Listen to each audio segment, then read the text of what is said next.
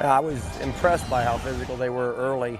I was after the offensive line for, setting themselves up for, some bad points in time by just not having great first step mechanics, not understanding how physical the game was going to be early. So they had a lot of penetration along the line. They had pressure on our QB. We made some bad decisions at the QB spot, and to get you off that type of start, it's really, really difficult to come back.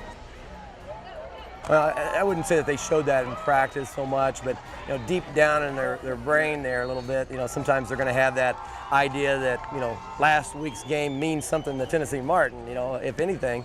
And I told them that on Tuesday. It probably just makes them focus in more on us, knowing that we are a team that had won a game and beat a decent opponent. So I'll just say that they didn't prepare enough. Whatever the focus was, it wasn't enough, in particular early in the game. They're going to make less mistakes. They're going to understand what it takes week after week after week.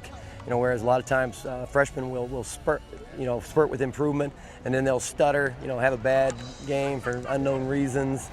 Just a lot to coach in a freshman, both physically and mentally. And when the core of your team is that young, you're going to have days like today where, at times you could look pretty good, and at times you just look miserable. And I thought defensively we played well enough in the first half to have made it a game, but you can only go out there so many times, and people become immune to your line movements and your blitzes, and that happened, and they got more comfortable with our pressure game.